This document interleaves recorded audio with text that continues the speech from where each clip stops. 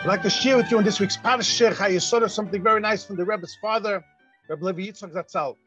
This week's Parshas we have the famous story of the Shidduch of Yitzchok and Rivka. The Rebbe's father asks maybe like 10, 12 questions. We're going to share with you a few, and he gives an unbelievable answer. A question which is in Pshuto Shamik, doesn't make sense what happened. Basically, Eliezer came to the family of Rivka and said, we have a shidduch. And Hashem Tzlich Darki, he told them, Eved Avram Anoichi. I'm a servant of Avram, and I had Kvitz Saderech, I had a swift journey. And they said, wow, that's the case. Hashem Yotza Adova came from Hashem. We're not going to mix in. We agree with the shidduch. And then right away he said, Eliezer said, okay, if that's the case, Shalchuni Ladini, send me to my master, Avraham. And then it says that they ate and they drank, they went to sleep. The next morning, and he said again, send it to my master, Avraham. And all of a sudden, the family of Rivka came with a very logical, sensible request. And they said, you know what?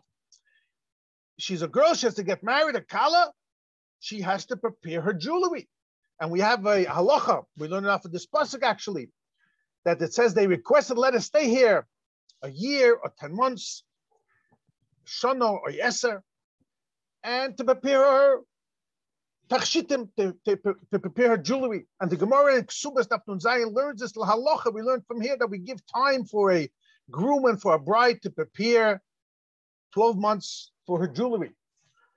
And the answer that Eliezer gave is very strange, asks Rabbi Yitzchok. It doesn't make sense. He just said again, Al Tachru, he said, don't hold me up. Hashem Tzlich Darki, Hashem succeeded my journey. Shalchuni Ladini, send me to my master. Now, just because you had a successful journey, that doesn't take away from the bride to have her jewelry. That means we're not against the shidduch. We agree with the shidduch. We just want a sensible request that she should prepare her jewelry. So what did you answer? Just because you had a swift and atzlochadik trip, therefore the kala shouldn't have, Rivka shouldn't have jewelry? Doesn't make sense. Now, the end, they said, okay, let's ask her. And they went immediately. So the question is, if that's the case, where did she get jewelry by the end, Rivka? And also, why does he have to say so many times, Ladini? You told me who your master is. So in the evening before he says, Shalchuni Ladini, send me to my master, that was Avram, I understand. The next time you say again, Al Tachreis, don't hold me back, Shalchuni ve'echol Ladini, I want to go to my master. I know who it is already. What you tell me so many times? Also, we're not going to go into it now, but the first Shalchuni is missing a vav, the second Shalchuni is with a vav. So let's go by the end. What happened? Rivka went right away, and here comes an unbelievable question in the pasuk. It says right away, Yitzchok says, Yitzchok took her, he brought her in, to the tent of her mother. Then the pasuk continues, Rivka, he took Rivka, and we learn out from that word, kicha, whenever it says the word kach, like it says, Isha means you give her a shavapruta, you give her some money, you mekadesh her, that's kiddushin. And then it says, but he became his wife. So the order of the pasuk, this question is brought down in the Chassidus, is a little strange in the pasuk. It should have said he gave her money by yikach, but it should have said in the pasuk, he took Rivka, he gave her money, and he became his wife, and then Yitzchok, and then they moved into a house, to Sarah's home. Why does it first say he brought her into the house, and especially by Vayez Loshen Bia? How could that be before there was Kedushin? And also, why do you have to mention whose house it was? What's the difference? Answered Rabbi Yitzchok, unbelievable thing.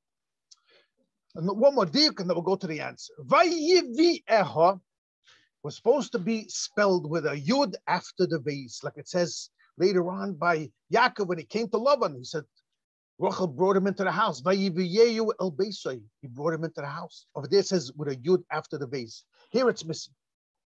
Says Rabbi Yitzchok, a mind-boggling thing. The same word, vayiviyeho, by a shidduch in the Torah, is one more place, and that is by Chava. It says in Bereshis, Vayiviyeho el ha'adam. Hashem brought Chava to Adam. Over there also it's missing a yud. Says the Medrash in Parsha Yud Ches in Bereshis. as Meforshim explained over there. Why is there missing a yud? So the answer, Vayivayeha, means two meanings. He brought her to the chuppah. Hashem brought Chava to the chuppah. But also, if you add up, how much is Vov Yud Beis Aleph Hey Vov Vayivayehu without the yud? It adds up to 24. Now, there are 24 types of jewelry, of ornaments, as it's mentioned in Yeshaya, Perek Gimel, that a chosen gives a kala, or a kala has 24 gifts. And this is what the Medrash says. When Chava came to the chuppah, Hashem gave her 24 gifts. It wasn't only he brought her to the chuppah. While he brought her, he also dressed her up with these 24 ornaments and tachshitim. Says Rabbi Levi, so we're going to make here a parallel, a hekesh. Just like over there by Chava, it's missing a yud. And it adds up to 24. The Medrash says it's hinting to the 24 gifts a kala gets to her tachshitim. Also over here, let's learn the pasuk that way, same way. And this is what happened. Rivka left without jewelry. As soon as she came, she was ready to go to the chuppah. Yitzchok saw without any jewelry. She said, hey, Rivka, first thing is I have to get you dressed like you deserve a kala. Let me take you into my mother's home. My mother passed away 3 years ago, Sarah. And when she got married, Avraham gave her all the beautiful tachshitim that a wife deserves, the 24 ornaments and jewelry. So I'm the Yerush. I'm the one who's going to inherit, and I have everything ready for you. So the Rabbi Yitzchok learns when the pasuk starts off, he brought her into the house. It's not a lashon bia. He brought her in order to give her, to dress her up like every kala needs, and that's why it says where it was Sarah, because he inherited.